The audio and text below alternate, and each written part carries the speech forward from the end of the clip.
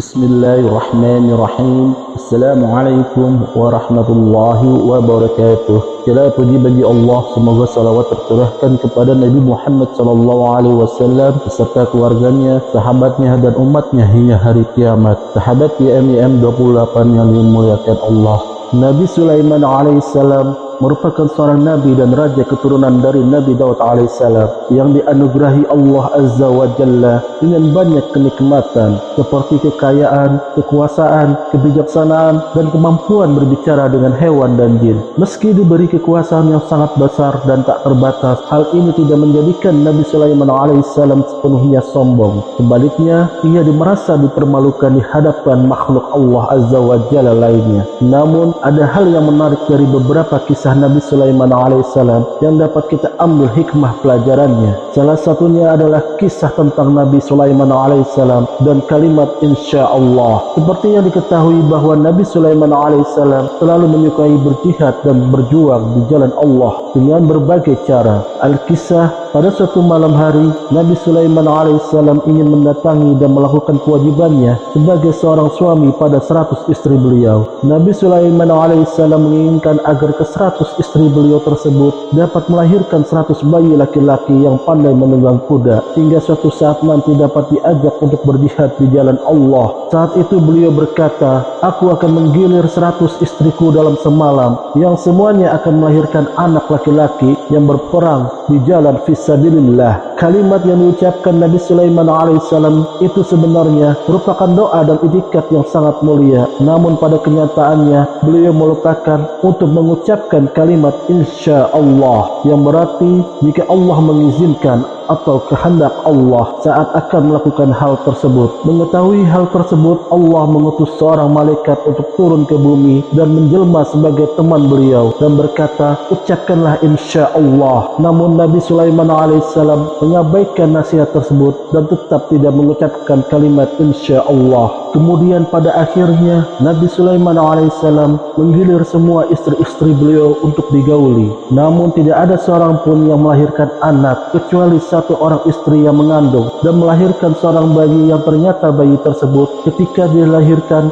mengalami kecacatan, yaitu mempunyai setengah tubuh. Hal ini terjadi akibat Nabi Sulaiman alaihissalam lupa dan khilaf tidak mengucapkan kalimat insya Allah, sehingga keinginan Nabi Sulaiman alaihissalam untuk memiliki 100 putra ahli jihad menjadi tidak terkabul. Bahkan Allah memberikan ujian kesabaran berupa bayi yang memiliki badan setengah manusia, bagaimana firman Allah dalam Al-Quran yang artinya, "Dan sesungguhnya kami telah menguji Sulaiman dan kami tempatkan di atas kursinya satu jasad, kemudian dia bertaubat." Quran Surat Shad ayat 34. Nabi Sulaiman pun bertaubat kepada Allah atas kesalahan dan kekhilafannya. Setelah itu hingga akhir hayatnya, Nabi Sulaiman alaihissalam selalu bersabar dalam menghadapi segala ujian hidup serta senantiasa bersyukur terhadap apapun yang diberikan Allah terhadapnya. Kisah tersebut disampaikan dalam hadis yang diriwayatkan dari Abu Hurairah radhiyallahu anhu bahwa Nabi Muhammad SAW bersabda, yang artinya Sulaiman bin Daud alaihissalam berkata, "Sungguh aku akan berkeliling menggilir 100 istriku malam ini, sehingga setiap wanita akan melahirkan anak yang akan berjihad di jalan Allah." Kemudian satu malaikat mengatakan kepada beliau, "Ucapkanlah insya Allah." Namun Nabi Sulaiman tidak mengucapkan dan lupa. Kemudian beliau berkeliling pada istri-istrinya. Hasil selanjutnya tidak ada yang melahirkan anak kecuali satu orang wanita yang melahirkan setengah manusia.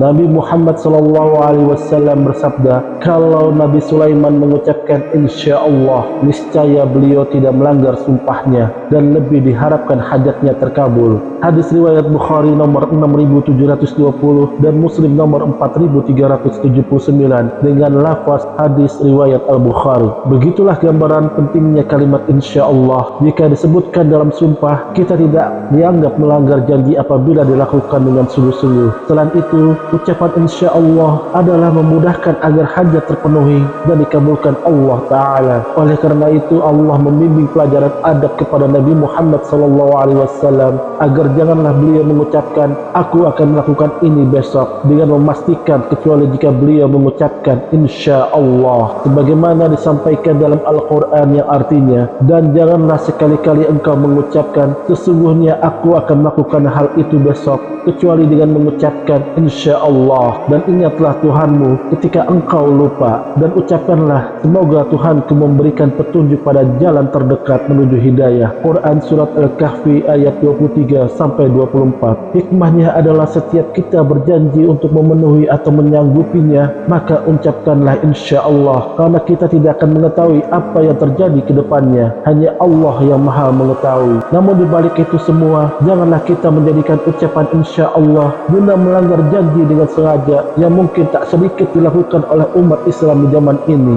Kita harus dapat memperbaiki pemahaman masyarakat dalam pemakaian kalimat insya Allah. Jangan sampai generasi penerus kita semakin salah persepsi dalam penggunaannya, dan janganlah pula kita merusak sendiri pemakaiannya dalam praktek keseharian kita. Kalau memang tidak bisa menepati sebuah janji, bukankah lebih baik kita berkata terus terang, katakanlah dengan sopan bahwa kita tidak bisa memenuhi janji tersebut karena suatu sebab. Ingatlah, kalimat insya Allah bukan untuk mewakili kemalasan kita menghindari janji, bukan pula untuk tidak menepati janji sama sekali. Hal ini sama saja kita mengolok-olok Allah. Oleh karena itu, jadikanlah kalimat insya Allah sebagai wujud kerendahan hati kita, kerendahan diri kita sebagai seorang manusia yang tidak mempunyai daya. Namun, hal yang terpenting perlu kita tanamkan adalah kita harus tetap ikhtiar dengan sungguh-sungguh terlebih dahulu untuk memenuhi janji yang telah kita buat, sehingga apabila tidak sesuai dengan apa yang kita inginkan atas usaha yang telah dilakukan, maka memang Allah belum menghendaki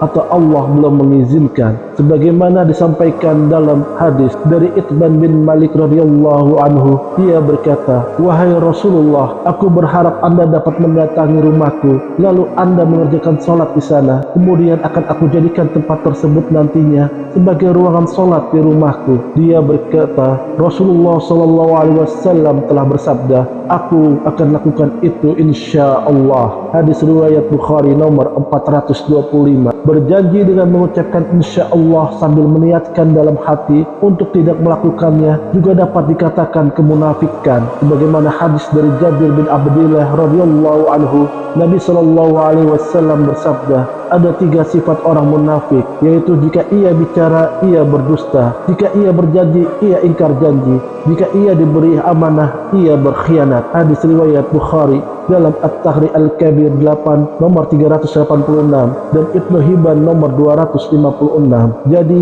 janganlah sampai kita termasuk golongan orang yang munafik karena dengan sengaja tidak menepatinya. Semoga kita dapat membiasakan diri dengan etika yang agung ini agar Allah memberkahi segala usaha, urusan dan amalan kita. Amin ya rabbal alamin. Kami berharap apa yang disampaikan dapat bermanfaat bagi sahabat TIAM 28 yang dirahmati Allah. Kami mohon maaf atas segala kesalahan dan kekhilafan dalam penyampaian materi ini. Wallahu a'lam bishawab. Wassalamualaikum warahmatullahi wabarakatuh.